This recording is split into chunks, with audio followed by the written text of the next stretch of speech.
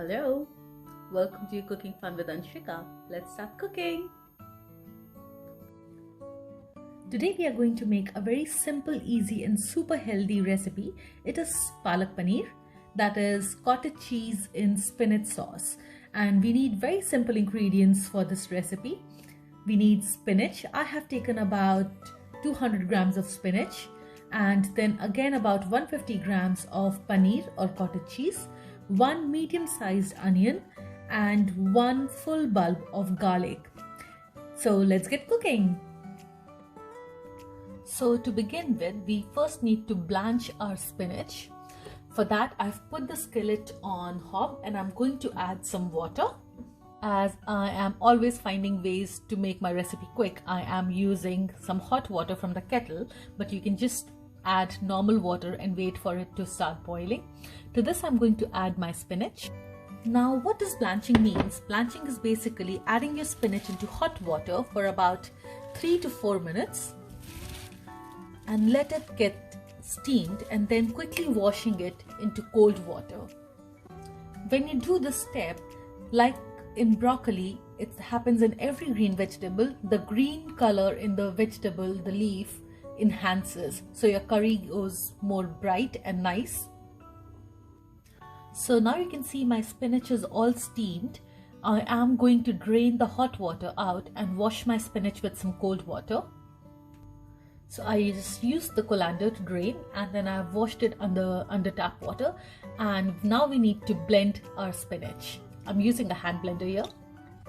So let's blend it. I've just added about 100 ml of water to my beaker so that it helps in quick blending.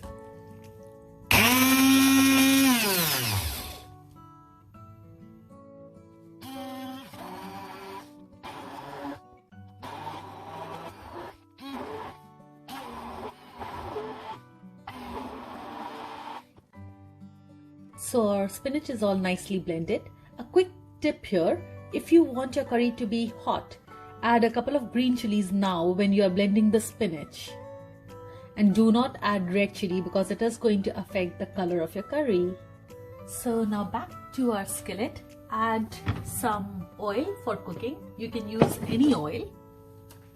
I am using some mustard oil for my curry.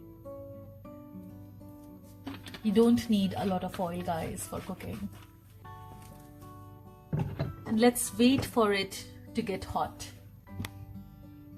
So now that our oil is hot, add about 1 teaspoon of cumin seeds. And now we are going to add our roughly chopped garlic. So here goes in garlic. Give it a quick stir. And I have to tell you, the flavor of garlic and spinach, they marry so well together. I have tried various Palak Paneer recipes before, some with tomato, some with adding yogurt to it, but nothing can beat this recipe. And this is simple, quick and so good. You have to try it to believe it. So the key here is sauteing your garlic till it gets like light brown, because it has to have that real nice garlicky flavor. So now my garlic is all done. As you can see, it's all golden brown, and I'm going to add my chopped onions. Sometimes what happens is, like, when the recipe is simple, you think like, is it gonna really taste nice? But yes, like I said, I have tried other recipes before adding various different ingredients, but this simple recipe tastes so well together. It has this nice earthy flavor. To saute your onions well, just add a pinch of salt now, so it gets sauteed really well.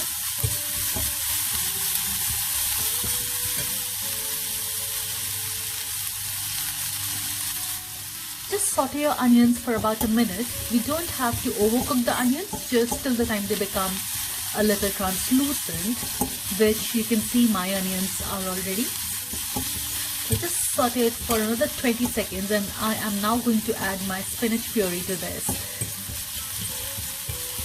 Remember, if you want your curry to be hot, add some green chilies while you are blending your spinach.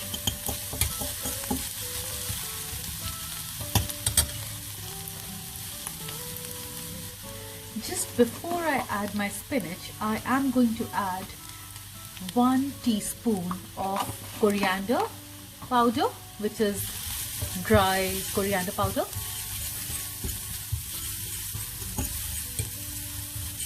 Give it a quick 5-second stir so that it oozes out the flavor.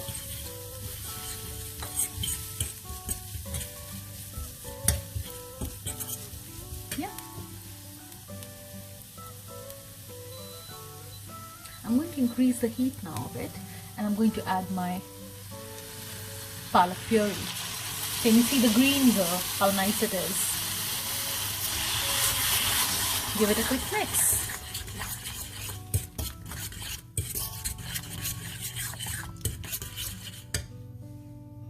So I've added all the puree here,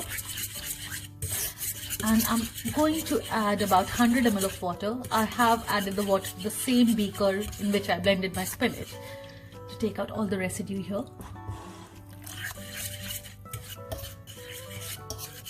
Keep adding water only gradually so that you don't end up making your curry too thin. So I took about 100 ml of water, but I have added only about 75 ml of it. But when you will add paneer, it is going to like absorb some water as well. So actually I'm going to use the all of 100. Now it's time to add salt to your curry and let it just boil for about 2 to 3 minutes. Another quick tip, when you are making your palak paneer, do not cover the lid of your sabzi because that affects the green again. So if you want your dish to be nice and vibrant, just let it simmer with the open lid.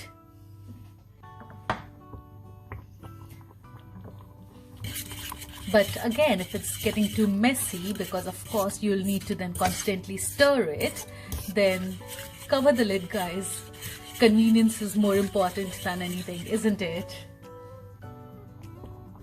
So my sabzi has now been simmering for about a couple of minutes, and I have been constantly stirring it.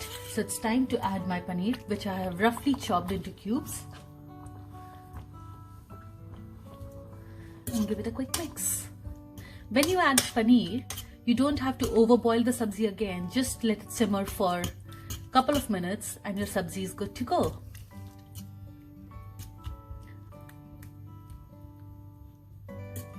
Okay, so let it simmer for a couple of minutes. And now it's been a couple of minutes. I am going to add about 1 teaspoon of garam masala here.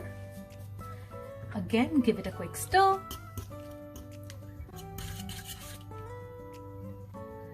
And our palak paneer is ready. So guys, if you're enjoying my recipes, please do subscribe and hit the like button. Thank you. Bye.